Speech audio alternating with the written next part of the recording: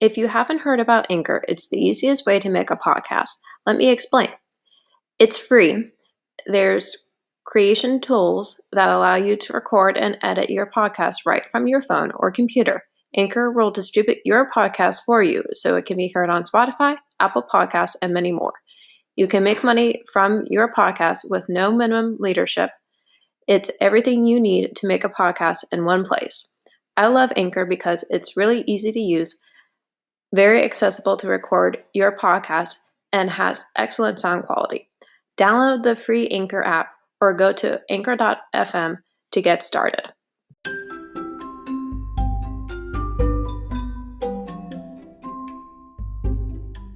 Hello, Happy New Year.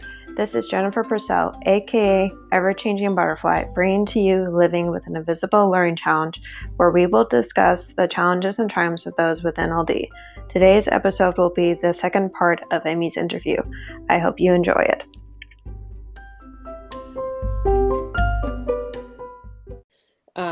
Because it talks about the challenges that we struggle with. Mm-hmm. So if you want to talk about some of those, you can. So my main issues are taking in verbal instructions. That has always been my main difficulty, especially when I was at university. When a tutor or professor was obviously given their seminar or their lecture, I couldn't take down notes at the same time as listen to them. It was really overwhelming. So part of the help I got at university was having a note taker, and that really helped. And they just used to sit with me in class and take my notes and then send them over to me by email. Mm-hmm. And yeah, every day, when I'm at work and stuff, they're absolutely amazing. They write down every single step that I need to do. And I said, and then they know, unless I have to explain to someone, please don't tell me verbally what I need to do. You need to write down every single step for me and don't be vague. Mm-hmm. And sometimes I'll probably need to be shown how to do something as well, but it just can't be verbal at all. Mm. Or if someone says to me, Amy, can you go take out some pens from the bottom drawer and then lock it? I'll probably remember every single thing they told me. I'll probably remember, can you go to the drawer? But I won't remember which drawer, and I won't remember to lock it. Mm. It's just the way my brain is. I'm a very visual person. Mm-hmm. What are you like with instructions? So that's a good example for me. I would say with instructions, if I've done them routinely, I'm really good at them. Yeah, same. Yeah.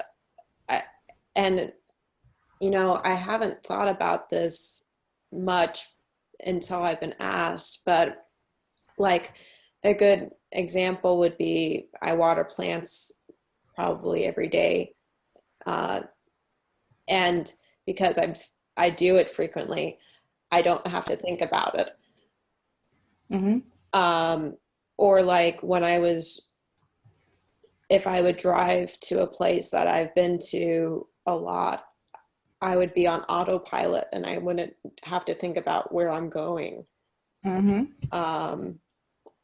But if it would be a new place, I would have to listen to the GPS and listen to where it's telling me to go.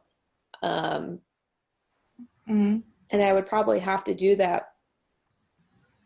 I think when I was doing it before COVID started, I was probably doing it for 3 or 5 times. Mm-hmm.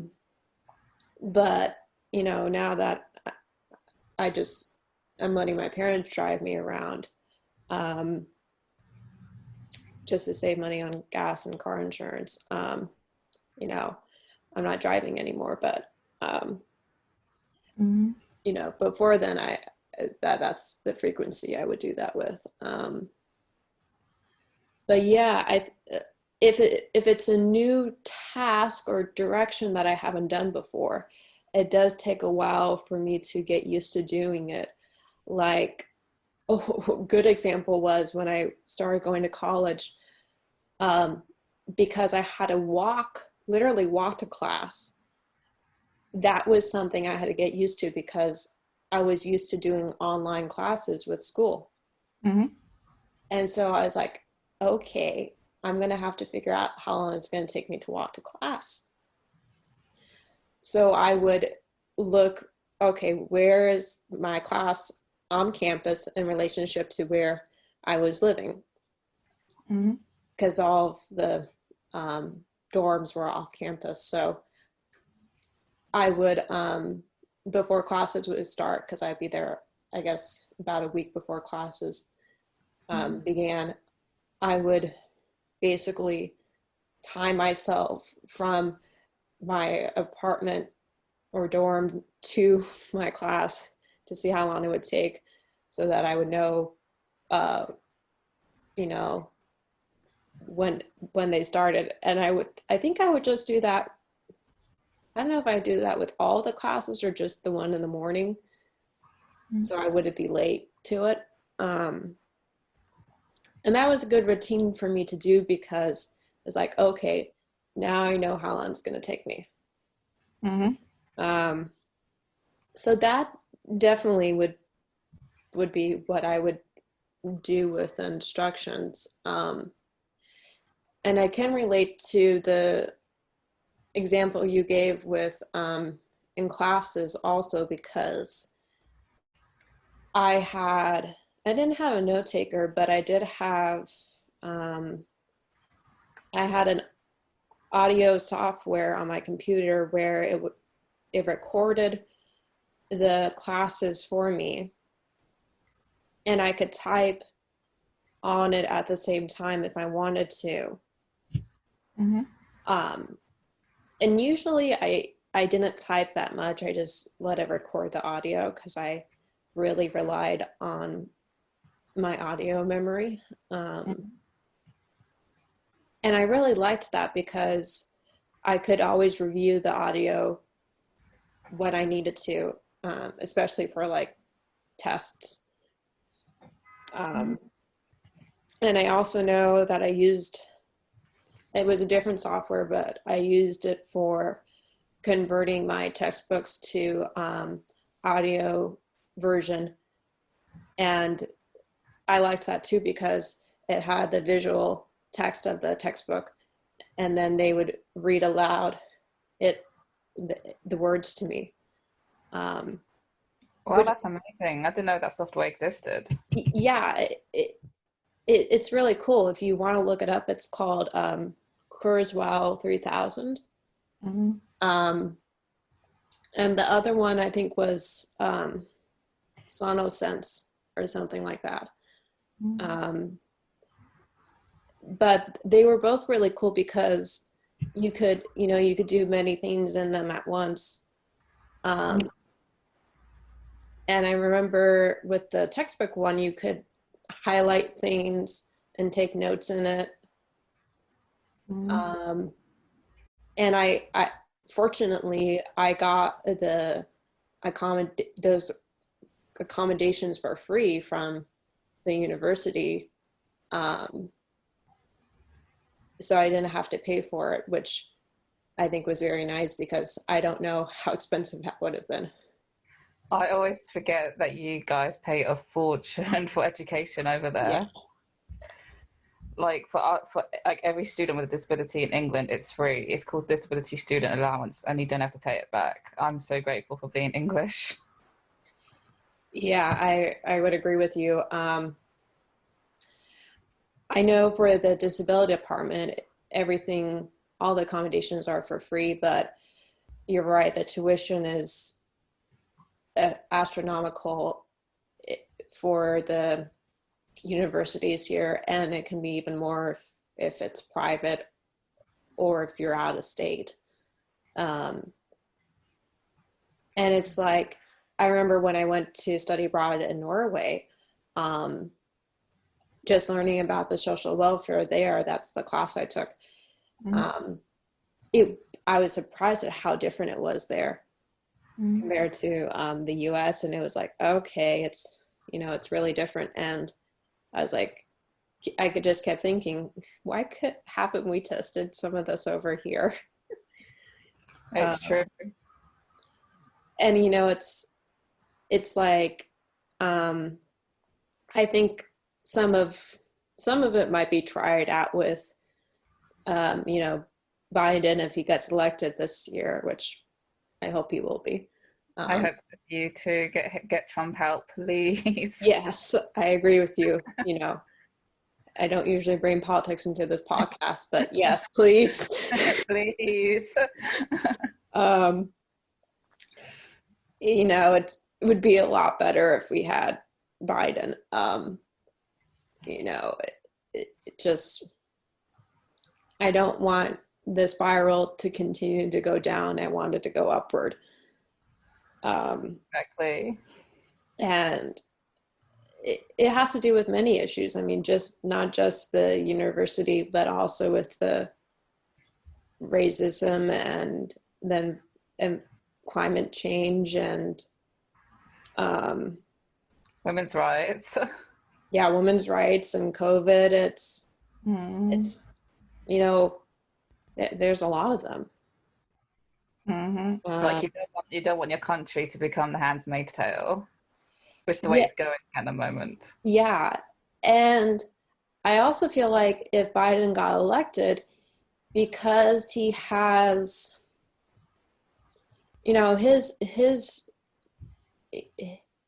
his challenge, he used to stutter, and he might still have that a little bit. I feel like he might be able to connect to people like you and me and other people who have learning challenges or physical challenges as well, because he can understand and have empathy for people whereas Trump just mimicked that journalist with the disability. I can't remember what that journalist had, but he had some kind of formal physical disability, didn't he? Exactly. Yeah, it's like, he could, Biden would be able to get it. It's like, yes, I know what it's like to have a brain that's wired differently, or be able to work through something that's really challenging. Like for him, it's, stuttering and just having to work at being able to not have that as a challenge anymore. Of course. So I feel like, he would be able to understand us better. So yeah, I think, I think some of the other challenges I have that I might not have mentioned were, I think you might have mentioned some of these where, like, sometimes I know I take things too literally. Yes. And I know I've gotten better at this, but sometimes I will catch myself in my head taking something literally, and I'll be like, okay, if I was going to comment on it, I'm like, okay, that's not really necessary, Jennifer, don't say it. Yeah. Which is, I kind of chuckle sometimes when I do that, because it's like, okay, it's just funny. To me, because I'm just like talking to myself, and I don't know if you do this, but I feel like I talk to myself a lot. I do when I'm anxious more than if I don't really do it when I'm comfortable. Yeah. And I feel like maybe I do this with problem solving. I try to talk about it out loud to myself or to someone else, because if I have somebody to bounce ideas off of, sometimes it makes it easier to solve the problem. And I know for me, with my fine motor skills, those are a challenge too. Like when I'm learning a sport, especially if it's a new one, it's tricky for me to learn. Um, like the new one I'm trying to learn is surfing, and it's not easy. I've only had 2 lessons, but um, the timing with trying to lay on the board and then try to stand up on the board, it's just little, it's difficult. Um, Yeah, I can imagine. and I've only been able to stand up on the board uh, 3 times between the 2 lessons.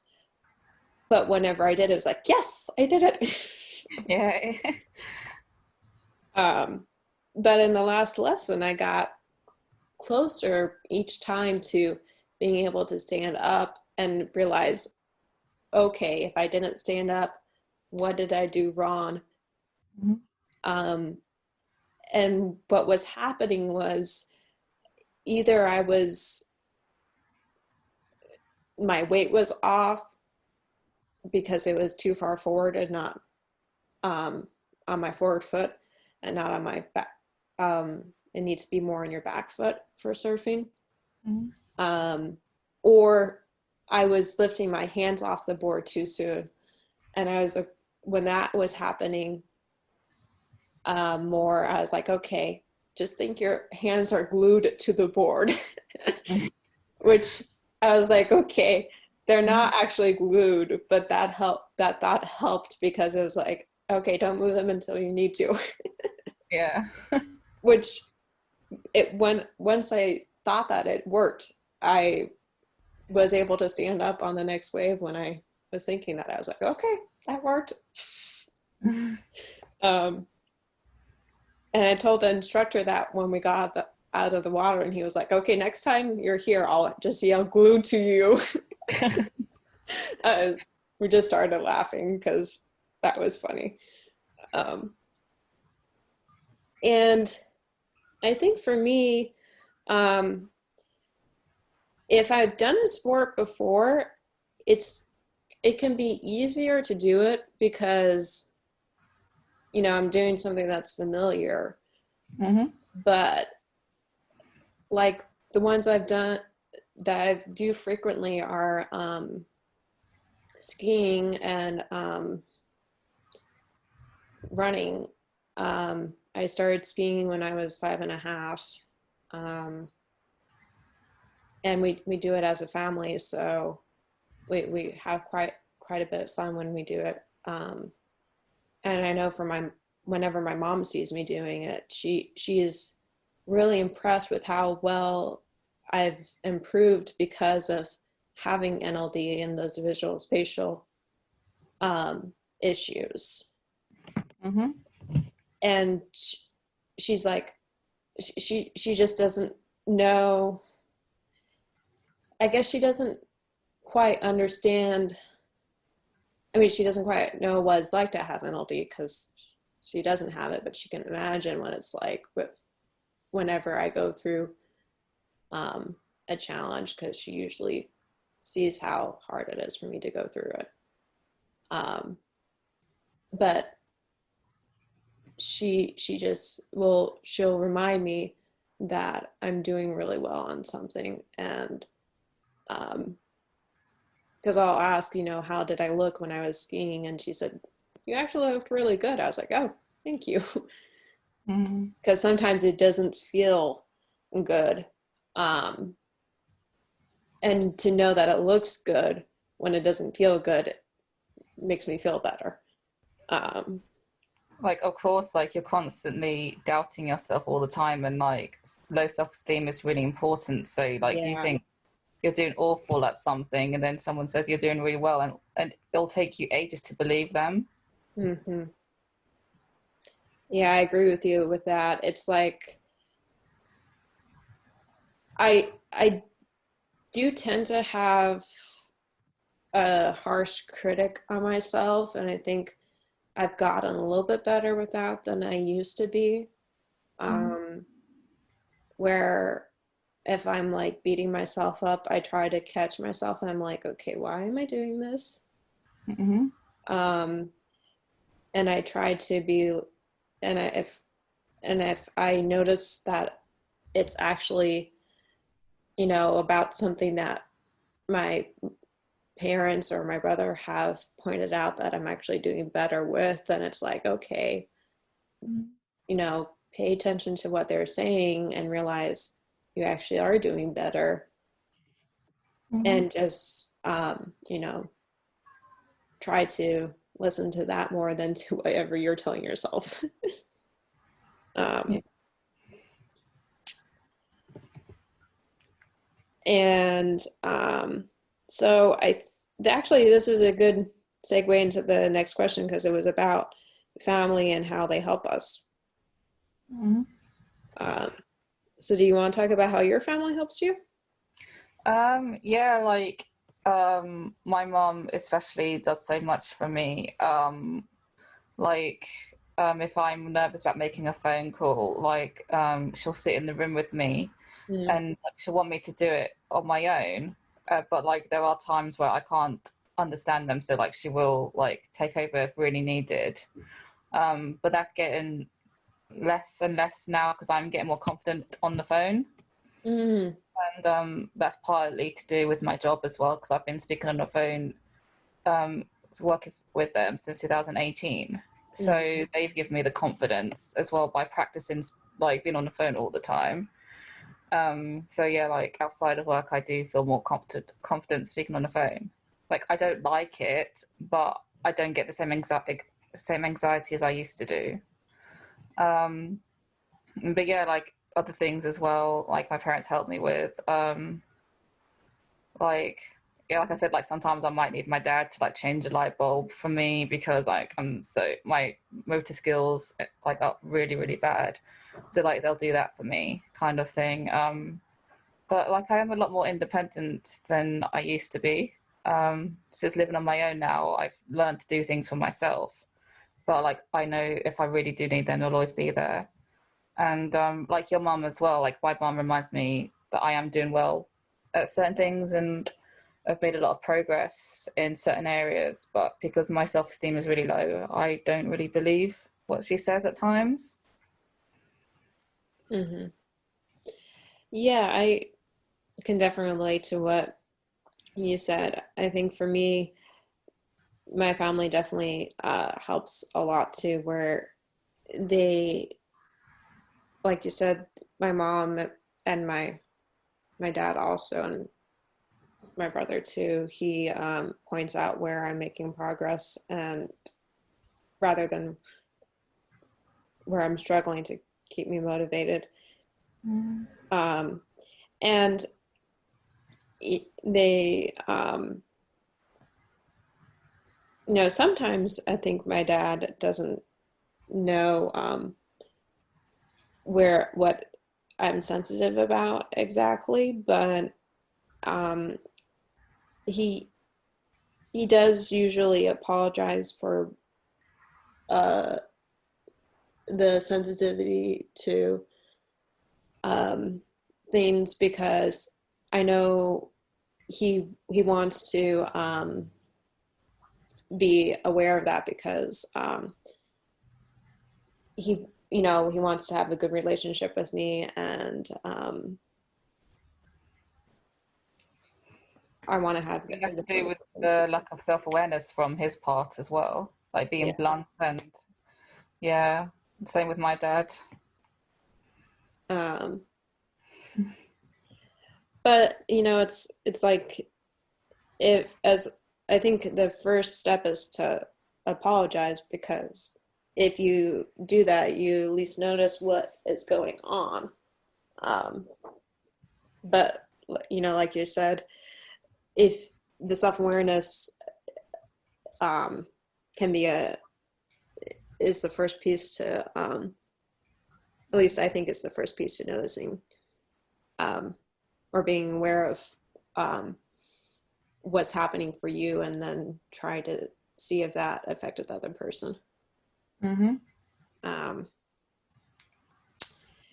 Yeah, I think if my family didn't support me as much as they did, it would be a lot harder for me to get through having NLD. Yeah, definitely. Like our family support network means so much to us. Yeah. Mm. And I think it's the same thing with friends, if we have close friends that do it for us too, that if they didn't, that would be hard as well. Definitely.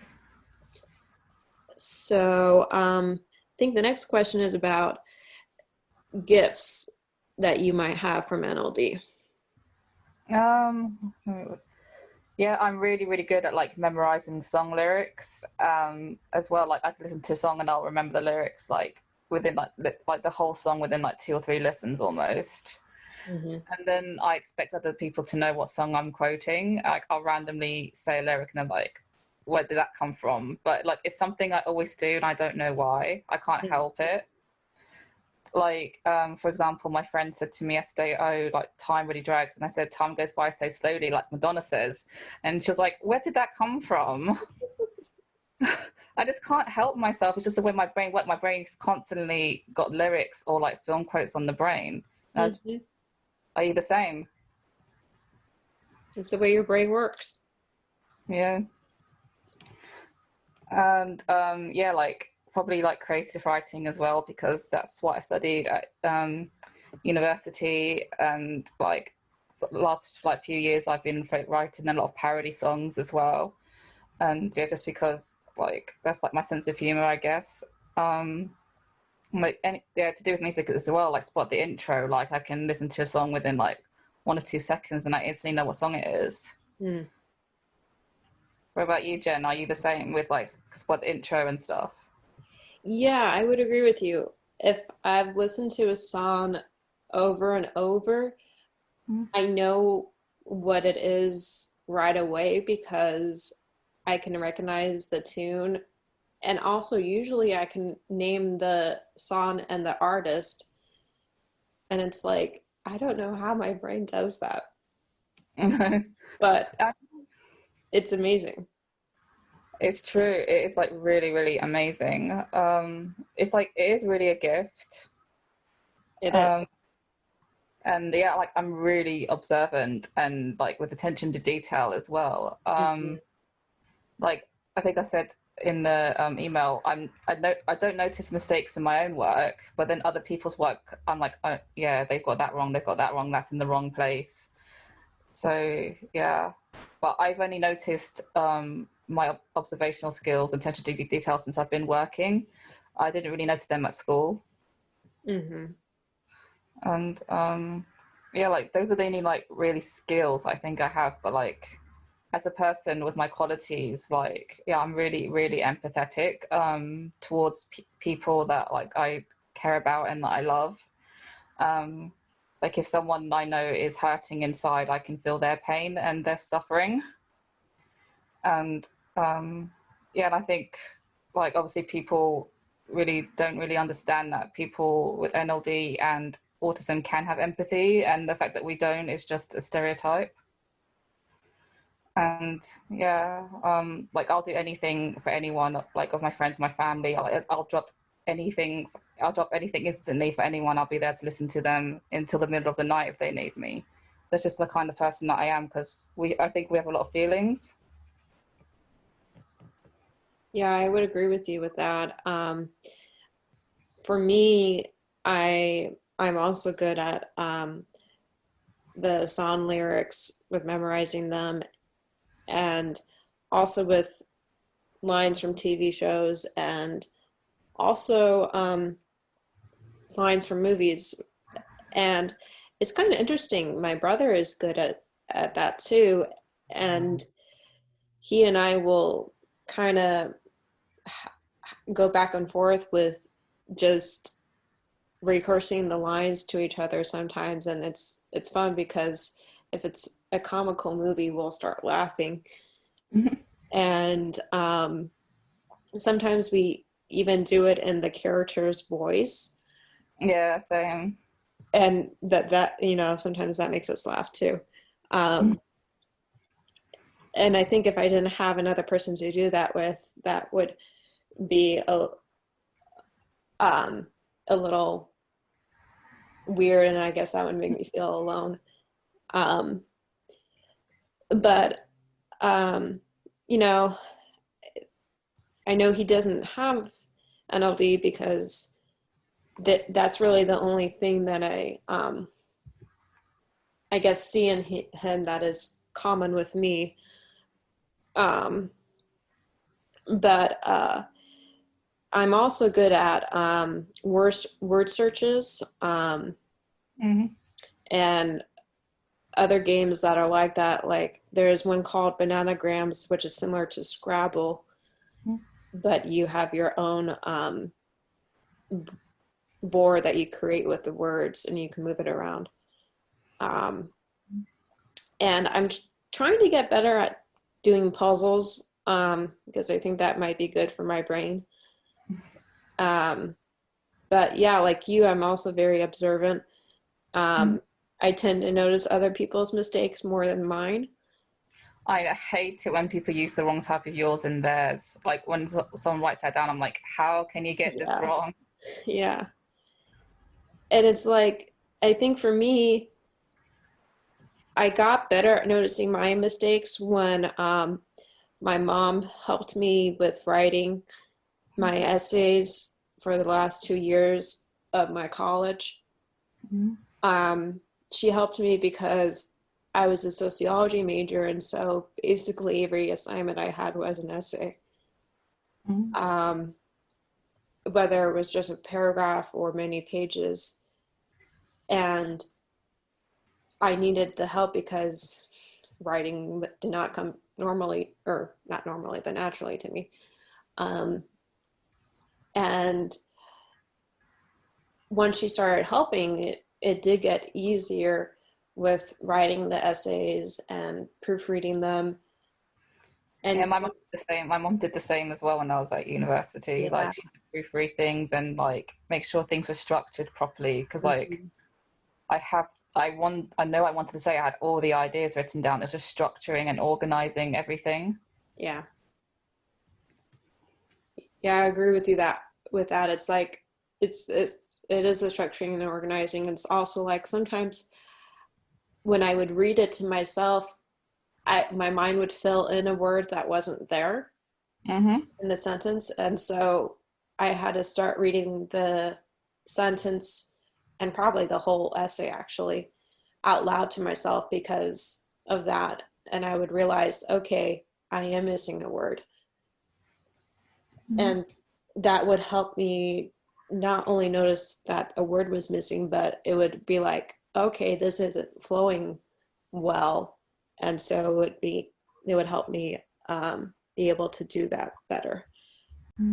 Um, but I think you also talked about a game that you were good at called Spot the Intro, and I hadn't heard of that before.